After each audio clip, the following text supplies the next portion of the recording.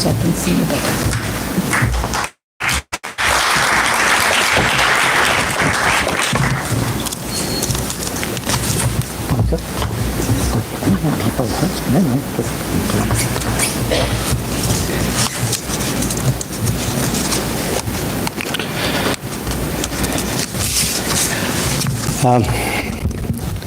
Good morning to all of you, and I would like to say emerging geopolitical landscape that characterizes the day that the world is poised to enter.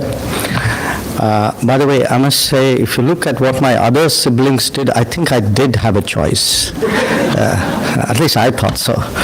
Anyway, today the subject we are intending to discuss is actually one of intense argumentation, but perhaps not yet of adequate consensus.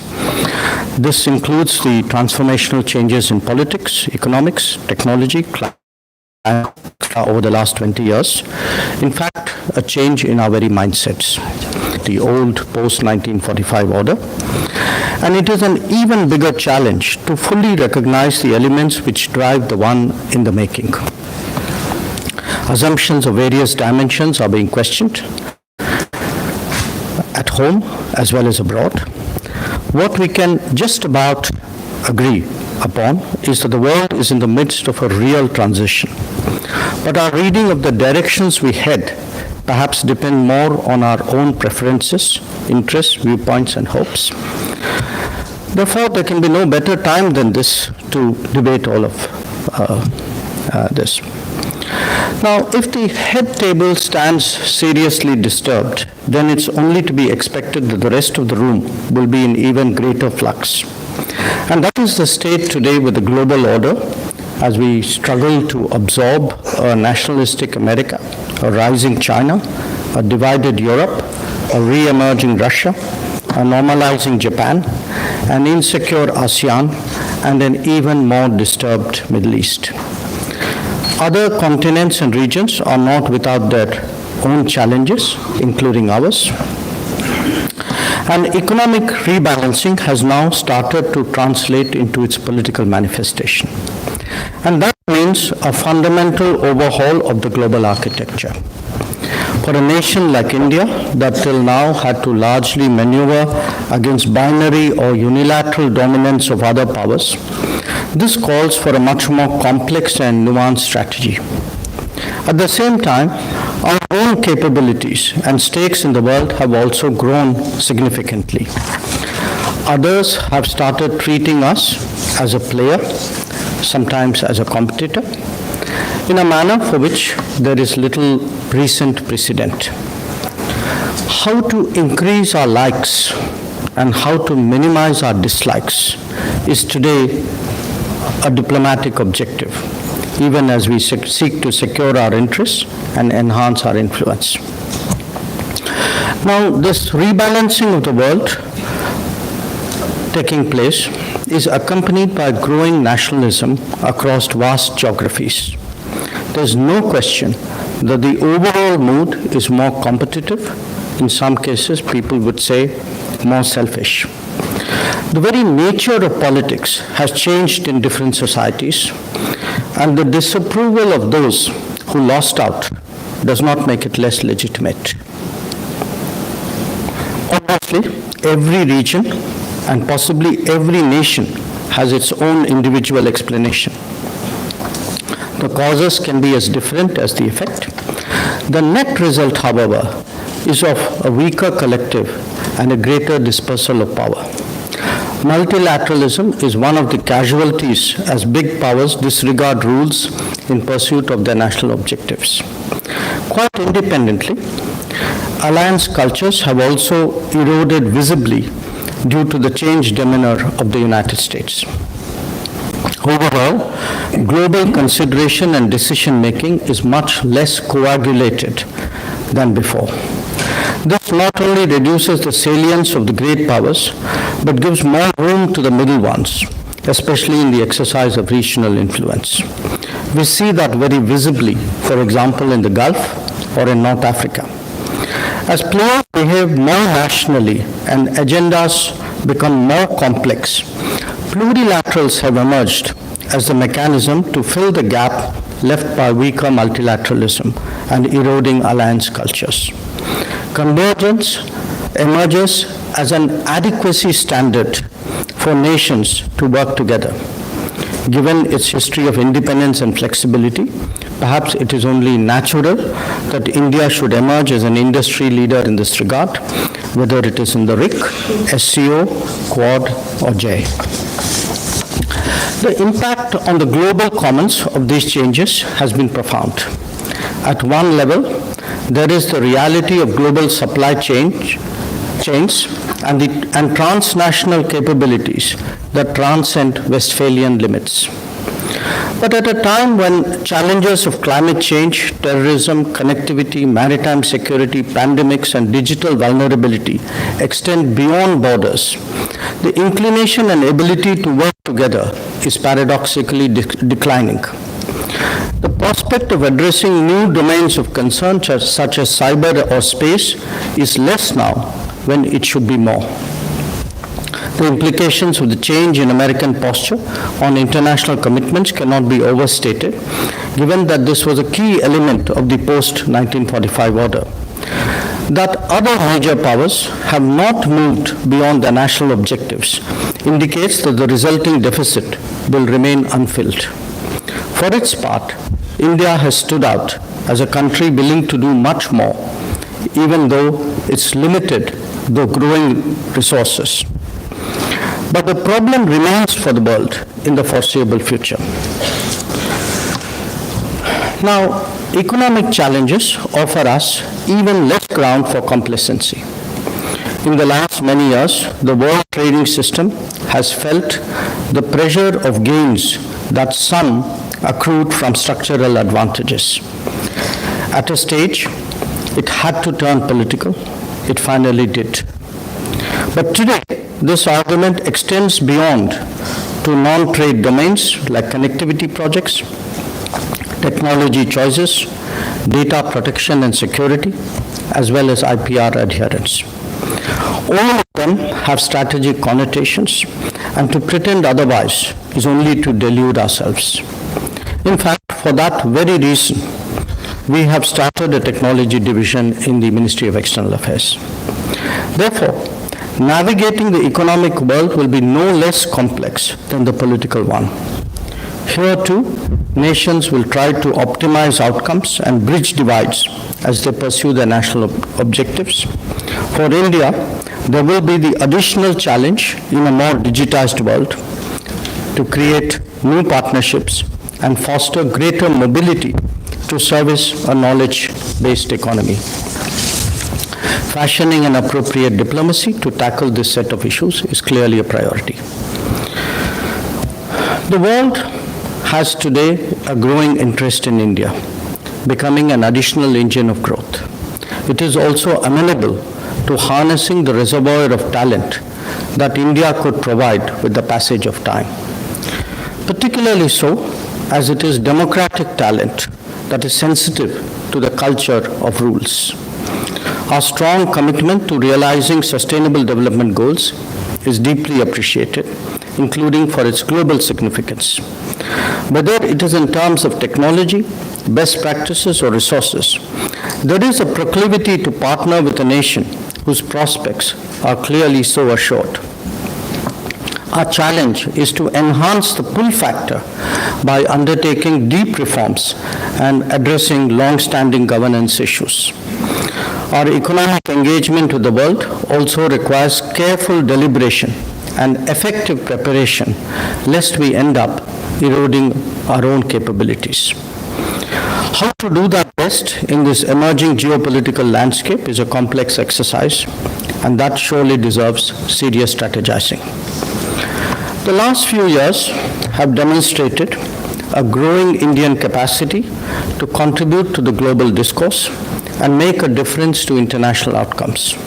We have significantly shaped the connectivity debate at a time when the world was still very confused, and backed it up with a plethora of projects, including in our immediate neighborhood. our single-minded campaign against terrorism has brought that issue into sharp focus in key world forums, including the G20. Where maritime security is concerned, India has emerged as a key player, especially in the Indian Ocean. Our collaborative efforts at monitoring white shipping, strengthening surveillance and patrolling capabilities, and preparing for disaster situations have been notable. We are today widely perceived as among the first responders to HADR situations. Initiatives like the International Solar Alliance or the Coalition for Disaster Resilient Infrastructure underline how much we contribute to combating a global challenge like climate change. At the political level, our confidence in overcoming the hesitations of history has opened up new space. Strategic clarity has helped us to take advantage of that more effectively. Overall, the India persona is much more in evidence in a variety of ways on the international stage. Our footprint has visibly grown in Africa, whether it is through new embassies and serious political attention or greater development assistance and expanded training. Indeed, this combination of significant engagement and deeper collaboration that extends from the Caribbean to the Pacific Islands prepares us for a global mindset in the coming years. The world may be on the threshold of a new decade, but India is poised to enter the next phase of its own evolution. After a generation of extolling the virtues of globalization, we are today in a fractured world with polarized debates. Not only has the landscape become more difficult, but the very articulation of interests has come under challenge. Competition is not just among states, but often within them, reflecting the tension between the old order and the emerging one. When ideologies, identities, and history mix with business, politics, and strategy, it can create a very potent cocktail. But the need of the hour remains more sober conversations, and I'm glad that the CPR dialogue today helps to meet that demand. I thank you for your attention, and I wish you a very productive day ahead.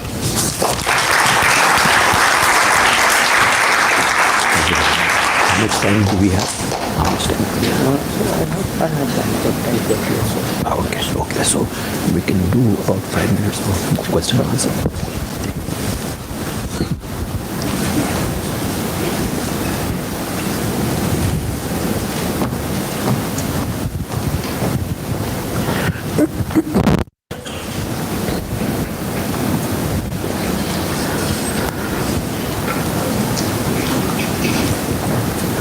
Thank you very much, Mr. Minister, for a very erudite and very stimulating set of observations. As you can see, there is a huge interest in the kind of debate that CPR is trying to promote, and we are very grateful to you for taking time off from what is a very busy schedule. Today, the Parliament, I think, is reopening, so we won't take too much of your time. Let me just pose a few questions to you. One is that you did mention the fact that we are in a sense, India's profile is increasing.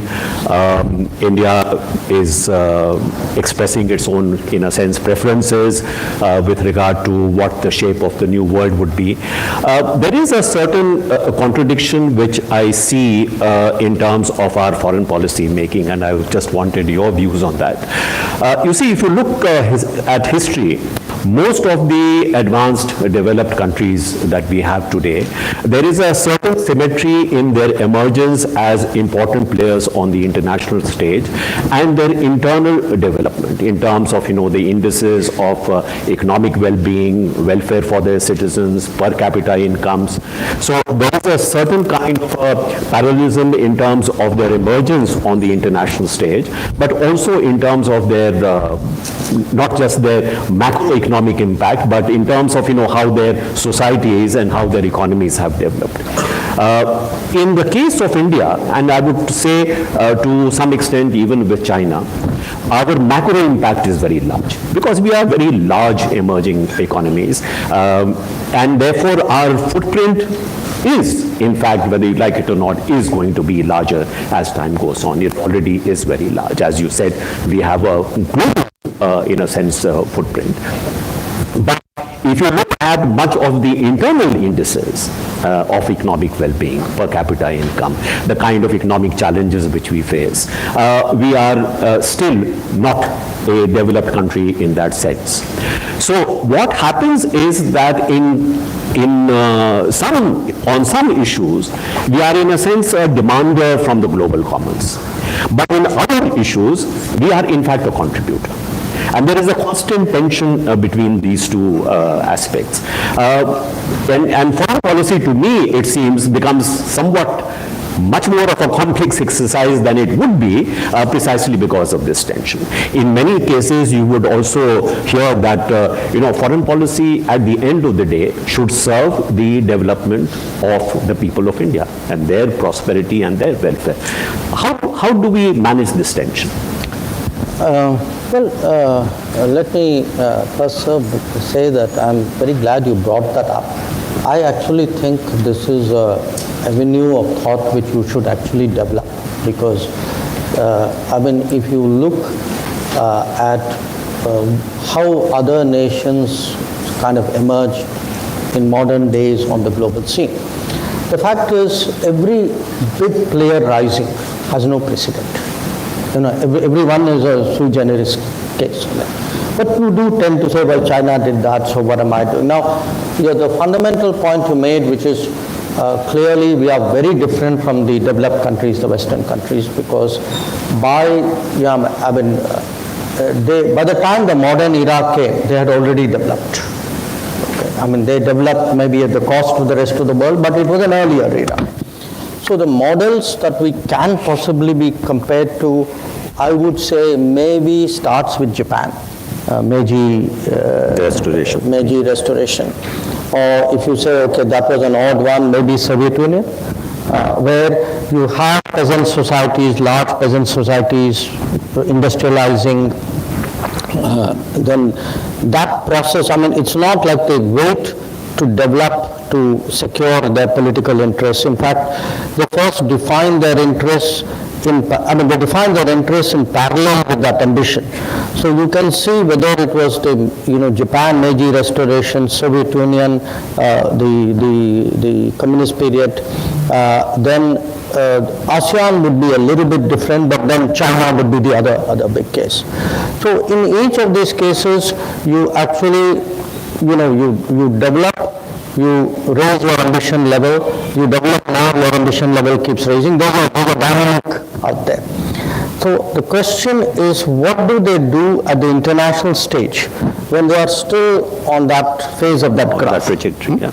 Now, the most recent case and the one we keep getting compared to is China. And China kept its head low, so they found ways of expressing that. But even in keeping that head low, it was nuanced over a period of time. It wasn't a head low, it was a gradually raising head. And then at some stage, I would say after 2012, they kind of came out more sharply. I don't think, we have the systemic characteristics to emulate that. We can't tell, ours doesn't have that kind of collectivism where you tell people, all of us will behave like this until the day we don't, which the Chinese could. So we will have, the beauty of India is the cacophony of India.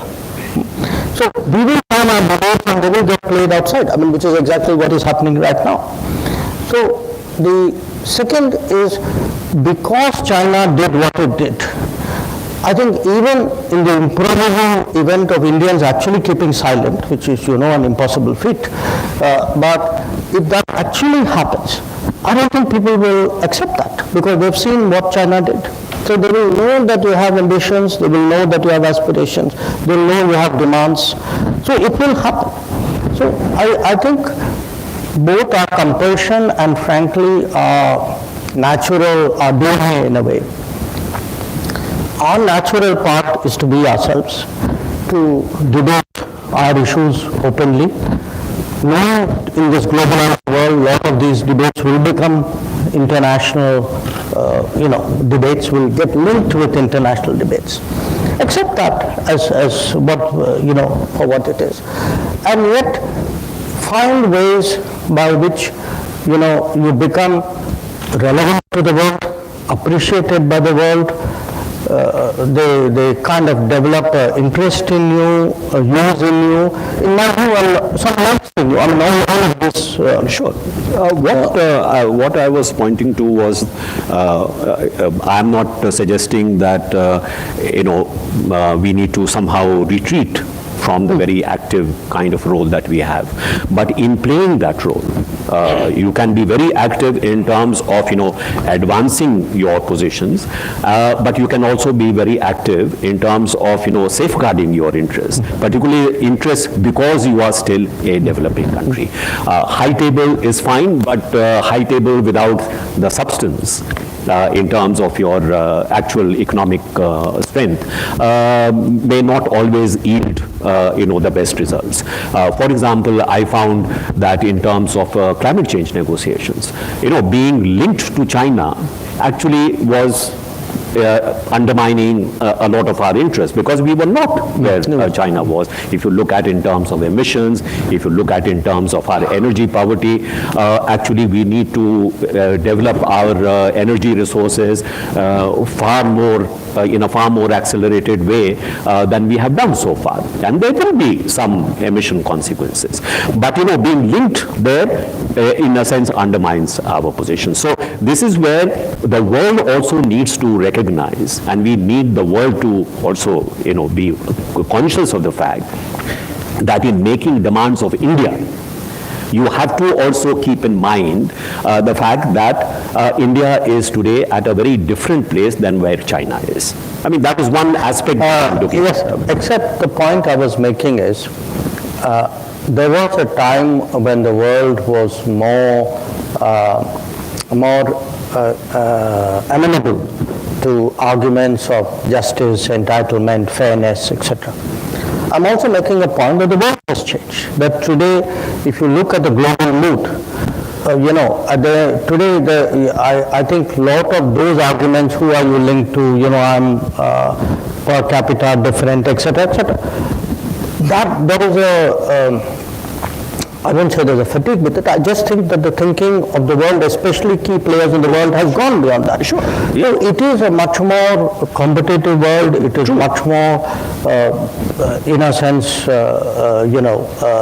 it's. I think it's a less fair world in many ways, which is why we should step forward on the fairness part of it. But managing and how much of a world should we aspire to? This is a modulation issue, because if I wait till I develop, what will happen is, in fact, if I don't, it's a bit of that squeaking wheel gets the oil. So if you don't make a noise, you don't get what you want. If you make a noise prematurely, as you say, without adequate preparation, that can go against you. So how do you get that development? I think a lot of foreign policy today is about where do you raise your head on what issue, to what degree, with what result, and what are you prepared to put on it. Yeah, sure, agreed. Anyway, as I was trying to point out that this is a somewhat complex exercise. Let me turn to something else. You did mention in your remarks that, obviously the world is going through a very major transition, and transition virtually in every dimension that you can think of.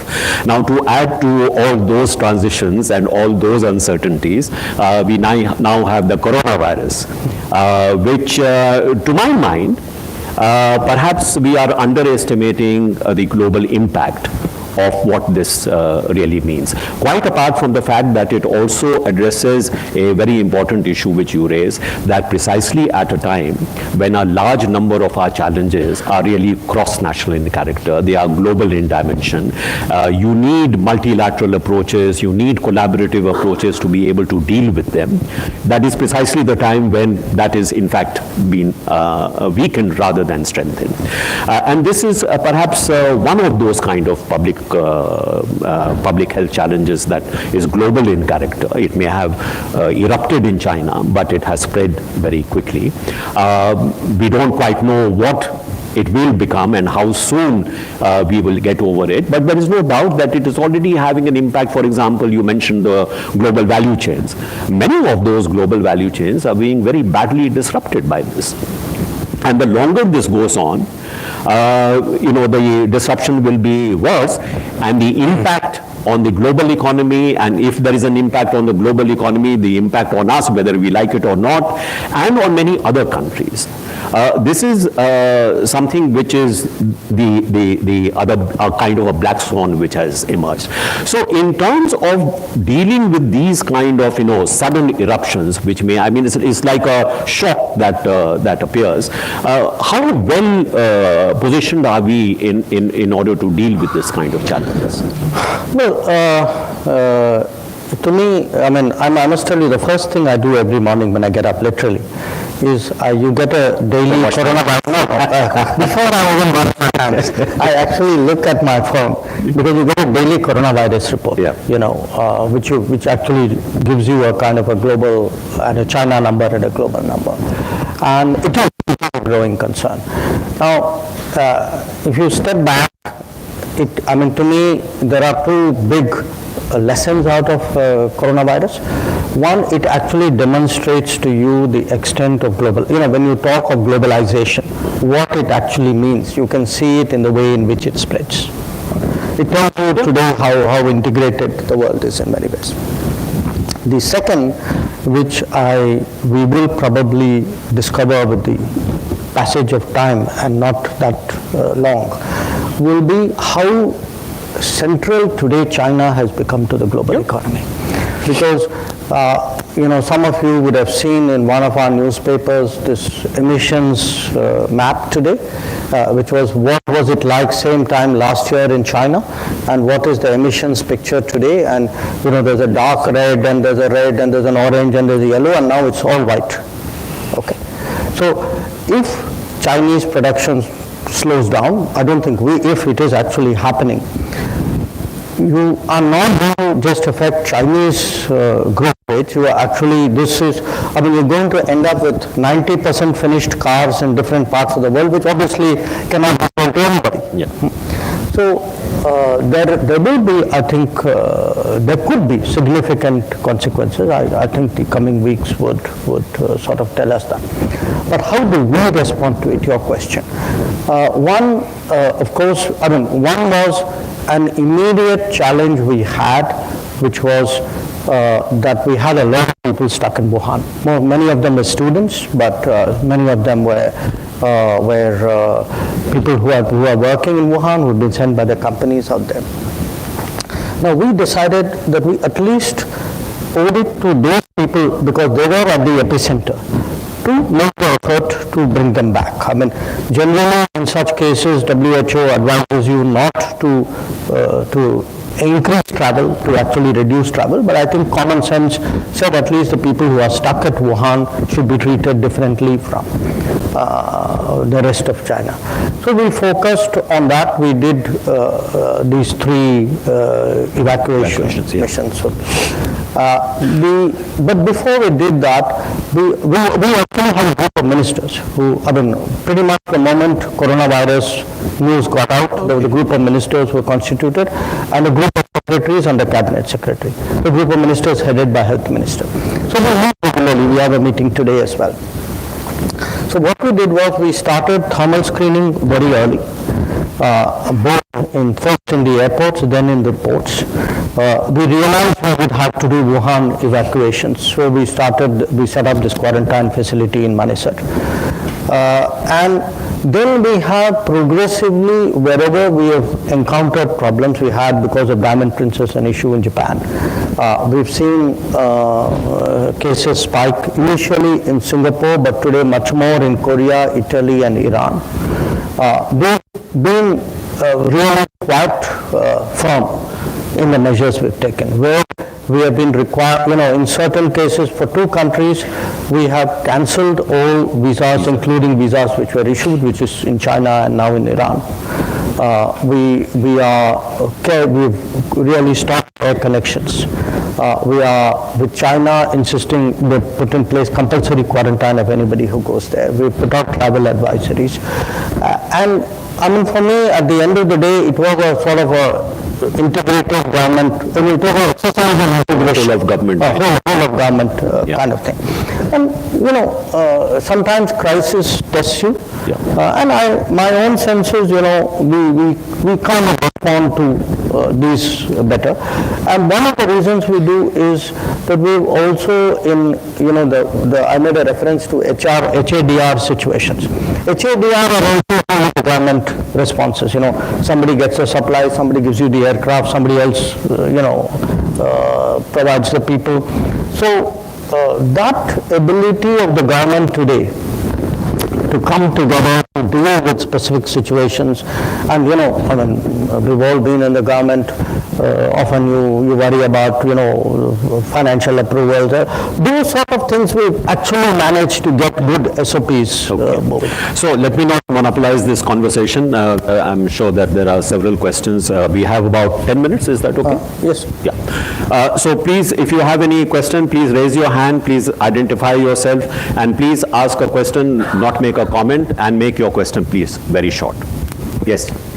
Yes, please.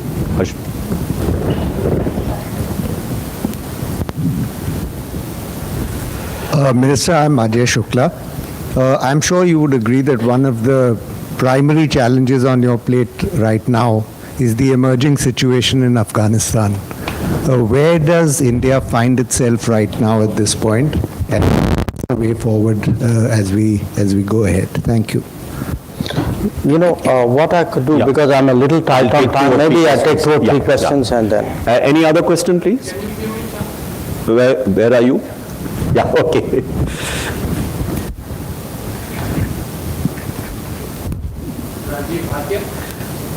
Good morning to you, Minister.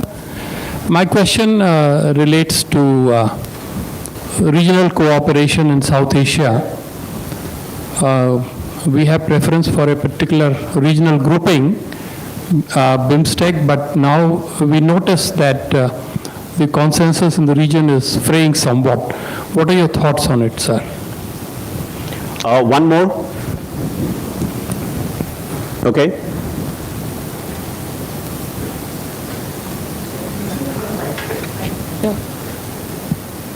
Thank you. Good morning, Minister and Ambassador Shamsaran. As is probably to be only expected from Dr. Jaishankar, it was an absolutely flawless presentation, which was almost music to the ears to hear your analysis in the state of play in the world today. To come to the comment or the question which came really from the other intellectual giant who posed to you, Ambassador Shamsaran, on the kind of discordancy perhaps between what is at home and in terms of our abilities and the image and the role that we seek to play in the world. Your brilliant answer to that on where you see the space for India to step forward and play a larger role given all the capabilities, talents, skills and our values set and so on. That somehow immediately reminded me of a very Nehruvian world order, where our internal capabilities, because of the economy and so many other factors, I think have much to still reach, whether we keep our head low or we keep raising it slowly. Isn't it again, and there might be it might be instructive perhaps to get some lessons that, when the going is good, we will have all the ideas, all the talents, all the initiatives, but then what is the situation in terms of our capabilities? Okay. Thank you. Let me start with Afghanistan. Well, I think all of you would agree that what we saw at Doha, in a way, it was not a surprise. Everybody knew something like this was happening. It's been talked about for so long. It was almost like finally seeing Pakiza after 17 trailers of the movie. The issue for us is, at the moment, the United States is talking in terms of thinning down its presence and providing support for the government in Kabul and the NSDF. Now, how that plays out, obviously, time will tell. I would only say, as a person who's been to Afghanistan from time to time, that I do believe that the last 18 years have brought about big changes. So when I look at a lot of the prognosis, I would remind people that this is not the Afghanistan of 2000 or 2001. Many things have happened since then. And to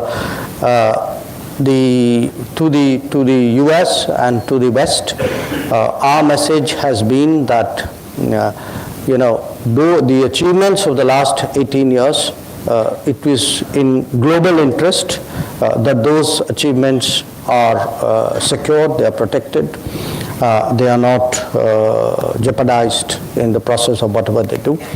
I think we have to wait and see how this plays out.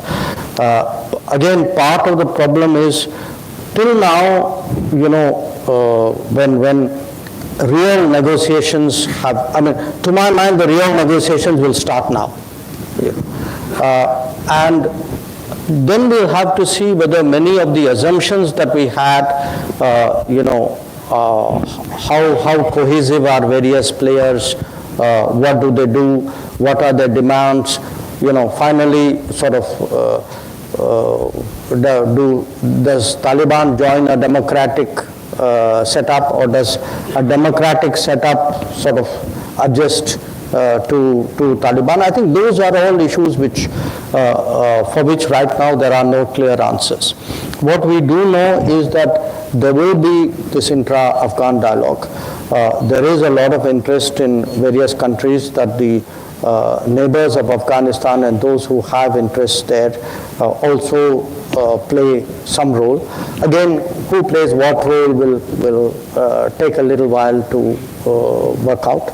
But I would really, my most honest answer to you at this stage is, you are watching that space, I am watching that space, and that space is going to evolve.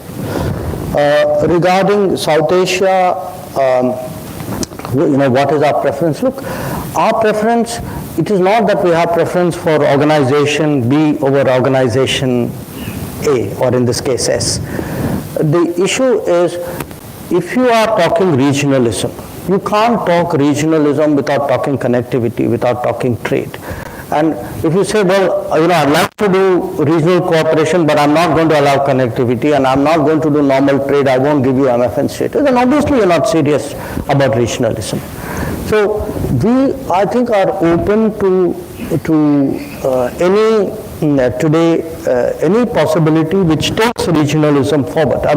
To my mind, this has been one of the interesting evolutions in Indian thinking, that India was actually very suspicious initially of regionalism.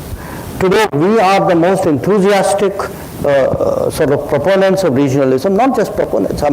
If you look at the investments we have made in our neighborhood, they are really very, very impressive. We've done globally up to now maybe about 530 projects. Roughly half of them are in our neighborhood, and probably maybe 2/3 of them, I have the numbers somewhere, 2/3 of them are actually dealing with connectivity. And many of them are today, we've also kind of learned on the job our ability to deliver on many of these projects. We actually have today projects which we did this, the Amleganj, Motihari, that pipeline, which was delivered below cost before time. Yeah. Now, that's not something which you typically associate with government projects. So we will, obviously we will be active with BIMSTEC, but our general approach has been and will be really to encourage regionalism. Then coming to Neelam's issue. Look, India is India, okay? We will have our debates. I mean, at the moment, I think our debates are particularly passionate. And in this world, I mean, if coronavirus can reach Italy, I mean, this is a globalized world. I mean, people will listen to our debates, sometimes link it to their debates, have views on us, we will have views on them. So all of that, I think today is not something I would regard as some kind of deviation from the norm or a distraction. I mean, we saw all of this coming when we made the decisions we did.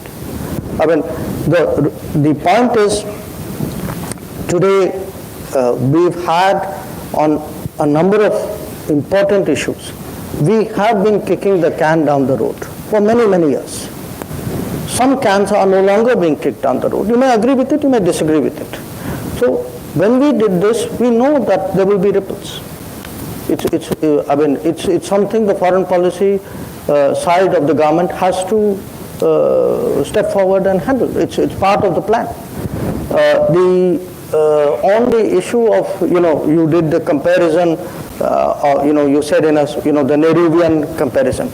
Look, again, I would say where India has changed, and this is not an ideological point, it is that we have learned at great cost the importance of hard power, the importance of security capabilities, the experience of real politics.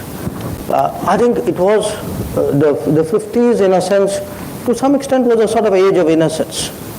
And I think we have grown beyond that. So today when we look to do, have a greater role and do more things in the world, it is much more capability driven than it would have been in that era. Okay, thank you very much. You have been extremely generous with your time, and you have been very patient on this raised to you. I think we have, okay, Yamini.